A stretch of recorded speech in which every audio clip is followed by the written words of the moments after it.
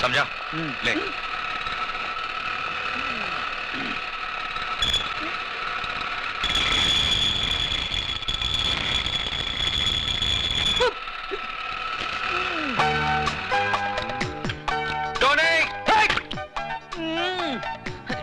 बड़ा पाव देखो, पूरा काला तेल पाव हो गया।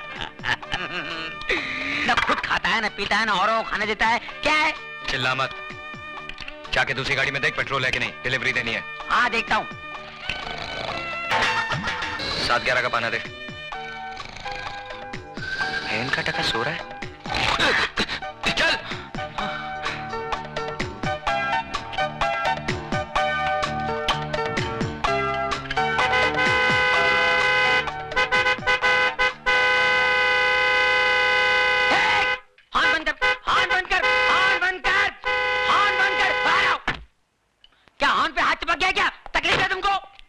तकलीफ मैनू नहीं, इस गड्डी ने यार।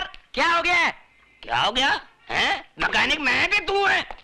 पापा जी बात सुनिए। क्या है कि मरीज जब डॉक्टर के पास जाता है तो मरीज खुद बताता है कि मेरे पेट में दर्द है, मेरी पीठ में दर्द है, मेरे मुंह में दर्द है, मुझे उल्टियां हो रही है, मुझे जुलाब हो रहा है। मैं पूछ रहा हूँ इसे क्या हो गया है? क्या हो गया है? ओ यार ये चटके दे दे के बंद पड़ गई है यार। बंद पड़ गई। मिर्गी खोलो बोनेट खोलो, जल्दी खोलो। बोनेट खोलो, फौरन खोलो, जल्दी खोलो। मुर्गी, इंजन कहाँ? मुर्गी तो मुर्गी, इंजन किधर है? मैं भी हैरान हूँ, इंजन किधर है? अरे मैं तो परेशान हूँ कि गाड़ी यहाँ तक आई कैसे? मैं खुद चला के लेके आया इसे यार। आप खुद चला के लाए? हाँ जी। जरा याद कीजिए, रास्ते में कहीं यहाँ वहाँ तो नहीं गए आप? और नहीं, यहाँ सवाल ही नहीं पैदा होता यार। अरे भाई ये बम्बई है, नजर जरा फिरी तो इंजन गुल। अच्छा हाँ, ऐसा भी होता है? ऐसा होता ही है। ये गाड़ी किससे ली आपने? ये परसों ली है, विदेशी गाड़ी है, अंग्रेज से ली है, इम्पोर्टेड है। परसों ली है, अंग्रेज से ली है, इम्पोर्टेड है, विदेशी है। शर्म आनी चाहिए हम लोगों को। विदेशी गाड़ियां खरीदते हैं, हमारे यहाँ गाड़ियां नहीं बनती है। देश दिन ब दिन तरक्की किया जा रहा है और हम लोग पीछे इम्पोर्टेड गाड़ियां। शर्म आनी चाहिए आपको। अंग्रेज से ली है। अरे भगत सिंह जी अंग्रेजों को भगाते भगाते फांसी पे चढ़ गए। महात्मा गांधी जी, जवाहरलाल नेहरू जी, सुभाष चंद्र बोस जी हमेशा यही कहते आए हैं, देश के लिए जियो, देश के लिए मरो, देश ही सब कुछ है, देश के रहो, देश की खरीदो। मगर हम अंग्रेज पीछे रह गए हम लोग। जिसमें इंजन नहीं है वो इम्पोर्टेड गाड़ी है। अरे ये गाड़ी मेरी होती तो खंडारा घाट में ले जाता, ढकेल देता। तू ऐसी गाड़ी पर अंग्रेज बने हुए हैं, इम्पोर्टेड गाड़ी। हट। ये मैं की कर बैठा, शर्म आनी चाहिए मैंने। तूने मेरी आंखें खोल दी, मैं पूरी गड्डी खोल जाऊंगा, गाड़ी खोल दूंगा। हैंडल लिया, इम्पोर्टेड बोनेट, हैंडल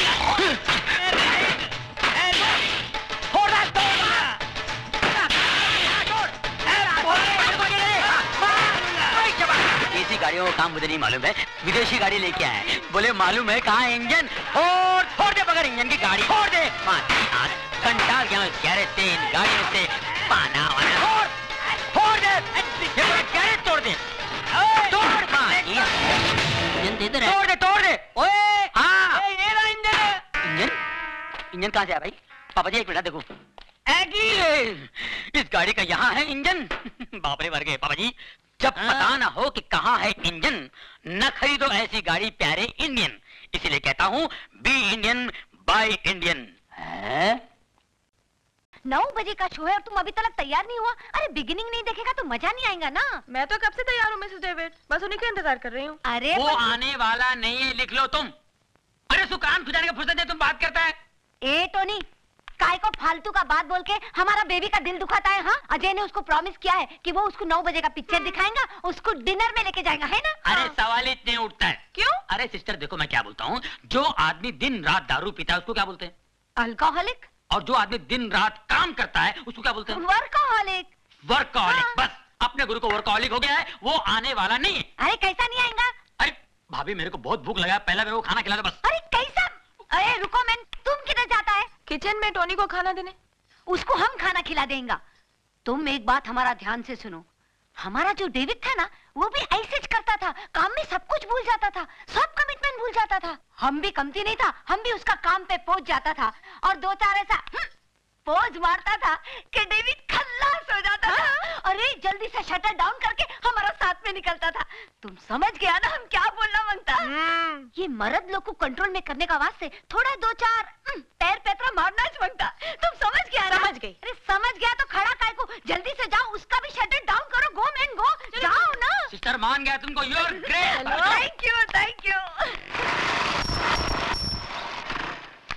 अरे अजय, तुमको मिलने का वास्ते कोई आया? हम ऊपर में बिठाया उसको, जरा देखो तो कौन है। अच्छा मिसेस डेविड।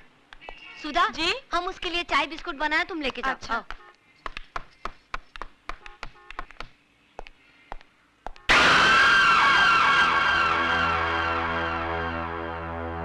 क्यों शिवा, मेरे को देख के खुशी नहीं हुई तेरे को? नहीं अन्ना, ऐसी बात नहीं है।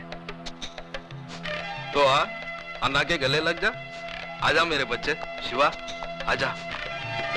हाँ हाँ हाँ, मेरे को बहुत खुशी हुई कि तूने घर बसा लिया, लेकिन मेरे को दुख भी हुआ कि तू अन्ना को भूल गया। चल कोई बात नहीं, अब मैं तेरे को लेने आया हूँ। अपना सामान बांध और मेरे साथ चल। नहीं अन्ना, अब ये मुमकिन नहीं। अब मैं तुम्हारे साथ नहीं चल सकता। मजाक करने की आदत गई नहीं तेरी? अरे अन्ना की दुनिया तो बहुत उदास है रे तेरे बगैर। चल वापस चल शिवा। मेरा नाम शिवा नहीं, अब अजय है।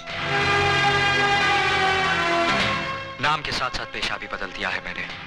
हथियार की जगह औजार और खून की जगह पसीना बहाना सीख लिया है। हाँ मेरे को मालूम है, इधर इस बस्ती में तूने एक गैरेज खोल रखा है, गाड़ी की रिपेयरिंग करता है तू। लेकिन अपन का लाइफ भी कोई गाड़ी का इंजन नहीं, जो बिगड़ जाए तो रिपेयर हो जाए। चला तो चला, नहीं तो स्क्रैप। देखो अन्ना, मैं बहस नहीं करना चाहता। मैंने अपना फैसला सुना दिया है। मैं तुम्हारे साथ नहीं आ सकता। लेकिन मैं फिर भी समझा देता हूँ, अपन लोग की गाड़ी में रिवर्स गियर नहीं होता। हाँ, इसलिए सिर्फ आगे बढ़ना चाहता हूँ, नहीं लौटना मुझे उन रास्तों पर जिस पर बेगुनाह इंसानों की लाशें खून से लिथड़ी पड़ी हो। नहीं लेना उस हवा में सांस जिस हवा में बारूद का धुआं शामिल हो। अन्ना, मैं तुम्हारे हाथ जोड़ता हूँ, मुझे मजबूर मत करो। प्लीज चले जाओ यहाँ से। क्या बोला तू? मैं चले जाऊं यहाँ से? मेरे को बोला तू? मेरे को बोला? अरे तू जब रोता था ना, तो तेरी रोने की आवाज नहीं निकलती थी तेरी हलक से। ऐसे मरेले हालत में कोई कचरे में फेंक के गया था तेरे को? मैं उठाया तेरे को, अन्ना उठा के पाला तेरे को।